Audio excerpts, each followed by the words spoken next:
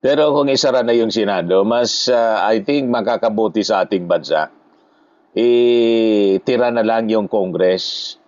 Duplication man lang sa trabaho at billion pa yung gastos ninyo dyan. Wala mang katuturan yung mga pinagagawa ninyo dyan sa Senado. Lalo yung mga senator judges na maka-Duterte. Puro kawalang-iyaan ginagawa ninyo dyan. Anyway, dito tayo sa mga announcement ng ating Pangulong Bongbong na papakinabangan ng ating mga mamamayang Pilipino.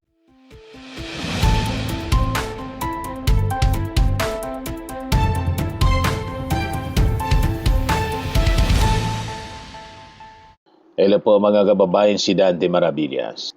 Napakaganda ng naging sona ng ating Pangulong Bongbong Marcos. At kanina, talagang standing ovation yung mga congressmen nang sabihin ng ating Pangulo na kailangan ng tanggalin niya yung systems loss charges sa ating mga electric bills. Tayuan yung mga congressmen. Siyempre, tuwang-tuwa nito kasi yung ating mga consumers, all of us, kasi sinusulder natin yung systems loss. Di ba? Lahat tayo tinatamaan. At saka pinag-utos niya yung pag-amend sa IPIRA law. Kasi sabi ng ating Pangulo, hindi naman na niya kasalanan ng ating mga consumer kung bakit nagkaroon ng systems loss. Correct. Bakit kasi hindi ito naisip noon pa, no? Buti na lang yung ating Pangulong Bongbong Marcos talagang tinitingnan lahat ng mga problema sa ating bansa. Kaya hindi naman na niya tama na sila yung papagbayarin natin ito. Correct. At ang dami pa niyang napakagandang mga announcement, mga kababayan, na papakinabangan ng ating mga mamamayang Pilipino. Sayang yung mga senador na atim itim kasi may itim yung budhi. Wala doon. Binoykot yun sona ng ating Pangulong Bongbong ng mga DDS Senator, si Amy Marcos, si Robin, si Pia Cayetano, lahat wala doon. Si Alan Peter Cayetano. O, di ba? Anyway, sabi ni Yossi Castro, hindi naman na niya kayo kawalan. Na niya hindi kayo pumunta sa zona ng ating Pangulo. Hindi kayo kawalan. Tuloy ang zona. Correct. Kahit pa isara ninyo yung Senado, buti nga kung isara na ninyo yung Senado, puro inutil na nandiyan dyan. Other than yung mga ilang matitinong mga senador. Pero kung isara na yung Senado, mas I think makakabuti sa ating bansa. Tira na lang yung Congress. Duplication man lang sa trabaho at billion pa yung gastos ninyo dyan. Wala mang katuturan yung mga pinagagawa ninyo dyan sa Senado. Lalo yung mga senator judges na maka-Duterte. Puro kawalang-iyaan ginagawa ninyo dyan. Anyway, dito tayo sa mga announcement ng ating Pangulong Bongbong na papakinabangan ng ating mga mamamayang Pilipino. Ito, pakinggan ninyo yung pagtanggal na sa systems loss. Kung pagbawas ng presyo ang usapan, sa aking palagay, panahon na para tanggalin na natin ang systems loss na pinapaasa sa consumer. Ayos, standing ovation sila. Tayuan yan dyan mga kababayan. Maya-maya, palakpakan pati mga senador. Pati si Risa Ontiveros pala, mga kababayan. Pumalakpak pati si Risa Ontiveros. Usually, hindi yan pumapalakpak. Di ba? Tuwang-tuwa sila. Tayuan na, mga kababayan. Standing ovation na. Tagal ng palakpakan, tayuan, pati pala mga senador. Sa consumer at kinakarga sa bill na pinapatungan pa ng value-added tax. Hindi naman kasalanan ng consumer kung bakit nagkaroon ng systems loss. Tama. Kaya hindi naman tama na kailangan sila pa ang pagbabayarin dito. Correct. Therefore, we, the people, we demand for the immediate amendment of the EPIRA O, di ba? and to prohibit charging systems laws against consumers, including the value-added tax thereon.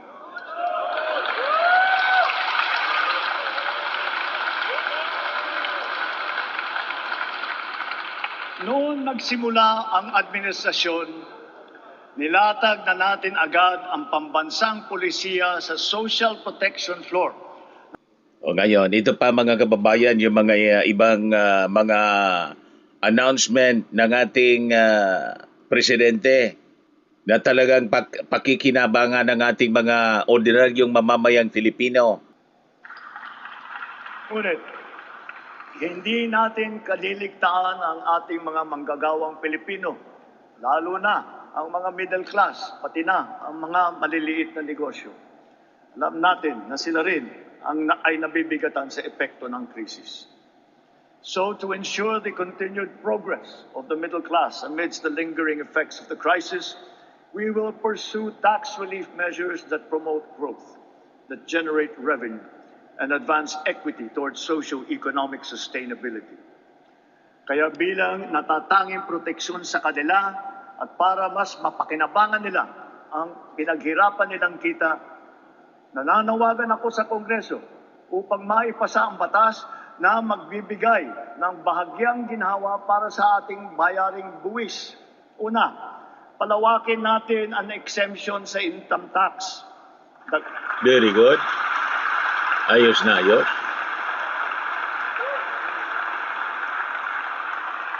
Dagdagan natin ang mga manggagawang malilibre sa buwis sa kanilang kita. Isasama na natin ang mga kumikita ng hindi lalagpas sa 350,000 pesos kada taon.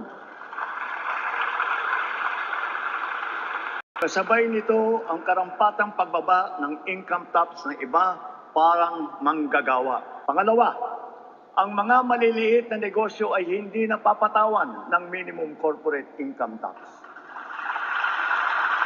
Ayun. Pangatlo, para mapanatag ang loob ng taong bayan, ang pagbigay ng amnesty para sa mga hindi nabayarang buwis tulad ng income tax, estate at donors tax at value-added tax.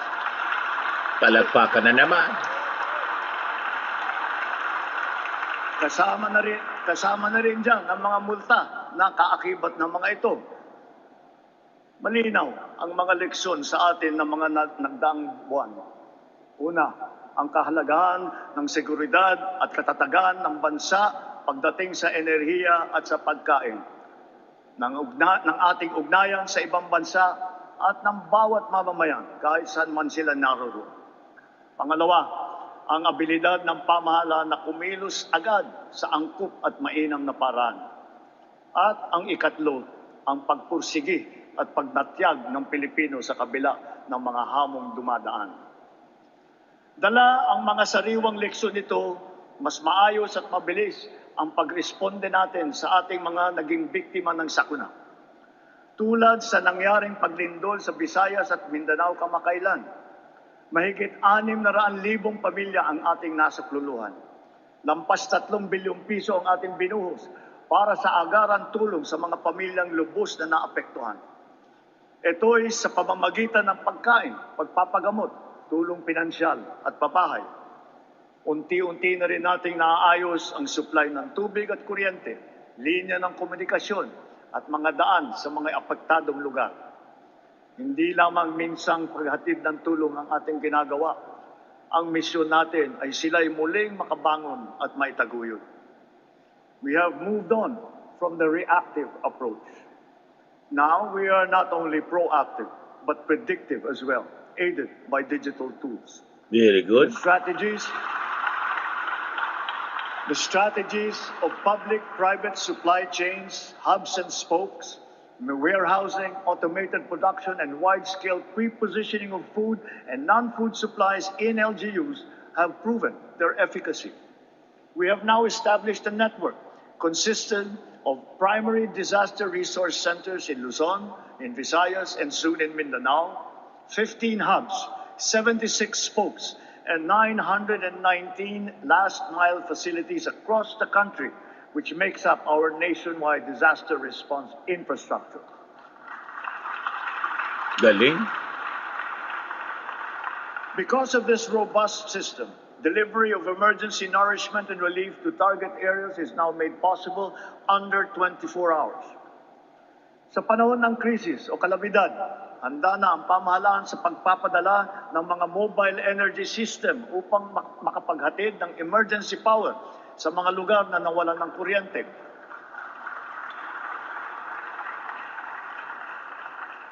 Complementing these are our government emergency communication system and the private sector-led and our first ever satellite-to-mobile service, both of which guarantee uninterrupted telecommunications nationwide in the event of crises and of disasters. At dahil meron na tayong konsepto ng state of imminent disaster, hindi na natin hinihintay na mangyari ang sakuna. Aagapan natin ang paghahanda at pagresponde. And so, taking all these lessons to heart, our overarching mission and all our conscious efforts henceforth must not be to simply uplift, but to ensure security and self-sufficiency of our nation and of our fellow Filipinos. Sa nasaksihan nating pagtaas ng presyo ng petrolyo, maraming kababayan natin ang umasa sa pampublikong sasakyan. Kaya pinagtutuunan natin ng mabuti ang ating mga tren, mga busway, transport hub at integrated terminal at ang pagpapaganda at pagpapalawak ng mga paliparan at pantalan sa buong bansa. Ito ay upang mas malawak at malayo ang naaabot, tumaas ang kapasidad at maging moderno at mas maginhawa ang serbisyo. Halimbawa, sa susunod na taon, ang mga tren ng North-South Commuter Railway ay tatakbo na sa pagitan ng Valenzuela at Malolos. Sisikapin ng DOTR na sa pagtapos ng administrasyong ito, tapos na rin ang railway hanggang sa Clark. Grabe. Pati sa Clark. Sa susunod na taon, bubuksan na rin ang 12 stasyon ng MRT-7. Matapos ang halos 3 dekada, may bago ng linya ang MRT na tutulak pa hanggang Sacred Heart sa Quezon City mula sa North Avenue.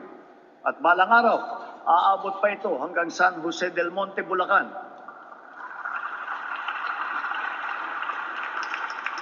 Sadyang napakalaking ginhawa nito sa halos 1 milyon na pasahero bawat araw.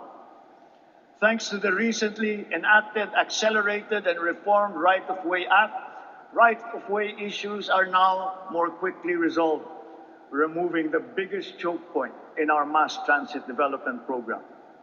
Sa kabilang banda, yung unang bahagi ng Cebu Bus Rapid Transit ay bukas na. At yung nasa Ilocos Norte naman ay atin pasisinayaan sa susunod na taon. Ang daming projects ni PBBM po. Ang mga nag-modernize ng mga sasakyan, lalo na ang mga lumipat sa mga hybrid at electric vehicle, ay hindi nakaramdam ng kurot ng pagtaas ng presyo ng petrolyo. Consistent with our clean energy drive, we have encouraged the adoption of electric vehicles. We have removed all tariffs on EVs until 2028 to bring down market prices. And government has also been mandated to prioritize electric vehicles and their refleeting plans. This clean and green policy is two-pronged. It shall also spur growth of our domestic local industries across the EV value chain, specifically those involved in the vehicle assembly and manufacturing of batteries and related spare parts. Mitiin natin na sa pagdating ng 2040, kalahati ng mga sasakyan natin ay EV na. Ang ilang makabagong love bus at ang articulated bus na gagamitin sa Davao City, mga EV na. Ang MV Dalaray naman na pinasayaan natin kamakailan lamang ay isa ring EV na nabuo sa pagtutulungan ng UP at saka ng DOST. Sa darating na panahon, ang ganitong electric ferry boat ang gagamitin sa Pasig River Ferry Service mula Pinagbuhatan sa Pasig hanggang Escolta sa Maynila. Kaya hinihiling ko ang suporta ng buong industriya upang mapaandar na natin sa lalong madaling panahon ang ating minimiting modernisasyon ng mga pampublikong sasakyan. Titiyakin natin na magiging makatao, magaan at makatarungan ang pagpapatupad nito. Tulad ng aking nabanggit, dapat mataas ang kalidad, matibay at maghahatid ng pangmatagalang ginhawa sa taong bayan ang lahat ng pampublikong infrastruktura. Ngayong taon, matatapos na ang bahagi ng South Luzon Expressway TR4 mula sa Santo Tomas City, Batangas, papuntang Tiaong sa Quezon.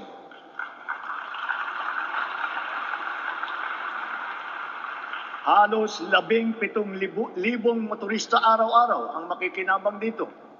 Ang mga nasirang tulay sa San Juanico sa Eastern Visayas, Kabagan Santa Maria sa Isabela, Pigatan sa Cagayan, Kalbigan at Liloan sa Samar, at Panuliran sa Iligan ay kaagad nating naayos at ngayon nagagamit na muli. Galing ni Vince Dizon. Bukod sa 137 evacuation center na naitayo sa buong bansa, magsisimula na ngayon taon ang pagpapatayo ng Ligtas Pinoy Centers. Una doon sa mga lugar na madalas tamaan ng hagupit na panahon, tulad ng Bicol, Eastern Samar, Bukidnon, Davao de Oro. Ang mga gusali na ito ay dinisenyo upang kayanin ang mga malubhang kalamidad tulad ng super typhoon na 340 kilometers per hour, ang lakas ng hangin at ang magnitude na 8.4 na lindol. Ganon din dapat ang taas ng kalidad at tibay ng lahat ng pribadong infrastruktura. Ang lahat ng gusali sa ating bansa ay dapat handa at kayang manatiling matatag at nakatindig laban sa anumang banta ng sakuna at kalamidad. Kaya akmal lamang ng bigyang halaga at pagtuunan ang pag-amyenda ng National Building Code upang maging alinsunod ito sa mga modernong pamantayan. Katambal ng paglaban sa katiwalian, kaugnay ng mga ghost at substandard na flood control project, naglunsad din tayo ng Oplan kontrabaha sa buong bansa. Dito sa Metro Manila, masigasig ang ginagawang paglilinis ng mga estero at imburnal sa pangunguna ng MMDA.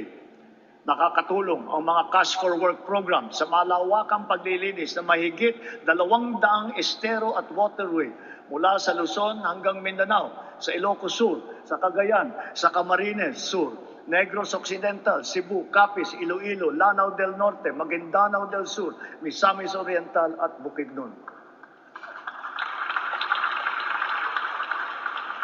Sa kabila ng mga ginagawa natin ito, kailangan pa rin natin iwasto ang ating pamamaraan sa pagtapon ng basura. One systemic intervention is to update our 25-year-old Ecological Solid Waste Management Act, aligning it with modern waste management practices such as waste to energy and waste treatment technology. Galing. Di ba?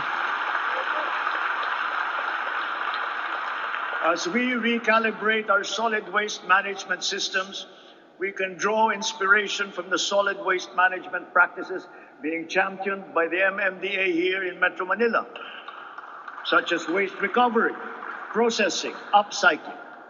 For example, what used to be the Carmona Sanitary Landfill of the 1990s is now the MMDA Nature Park. And more than a multi-purpose green space, it shall soon be the base of its high-level disaster preparedness training and simulation exercises.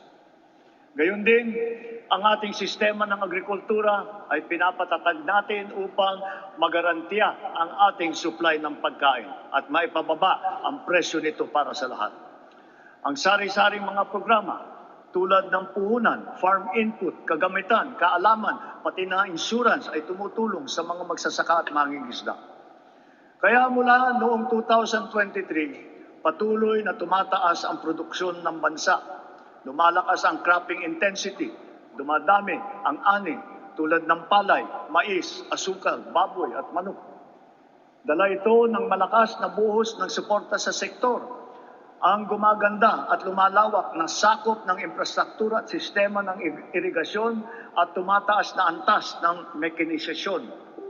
Nagbubuklod na rin ang mga magsasaka at mangingisda at nabibigyan ng makabagong teknolohiya, binhi at mga pasilidad ng kagamitan. Ilan sa mga ito ay ang 145 rice processing system, 3 malaking cold storage facility at halos 40,000 makinarya. Ang mga taniman naman ng niyog ay dumadami at lumalawak din, dala ng ating programa na malawakang pagtatanim sa buong bansa. Nakapagtanim na tayo ng 18 milyong puno at layunin po natin na sa pagkatapos ng administrasyong ito, makakapagtanim tayo ng 100 milyong puno ng niyog sa Pilipinas. Matindi. Replanting po. Gagarantiyahin ito ang tatag ng ating industriya ng niyog hanggang sa mga susunod na dekada. Ang NFA din ay ngayon may mas malakas na ang kakayahan sa pagbili ng mga ani ng magsasaka sa mas magandang presyo at sa pag-imbak ng buffer stock. Ang mga sari-saring peste at sakit na ay nagbabantang manira ng mga inaasahang magandang kita. Halimbawa rito, ang avian flu at saka yung ASF. Kaya tinitiyak ng DA na ang mga magsasaka ay natututo ng mga makabagong kaalaman at mga mainam na paraan sa pag-iwas at paglaban sa mga ito. Diba? Napakaganda ng suna ng ating Pangulong Bongbong Marcos. May balance siya. Lahat ng sektor, mga kababayan, ay nagkikinabang. Diba? Ayan man lang po ang ating short video ngayon. Ako po si Dante Maravillas. Bye-bye po. God bless.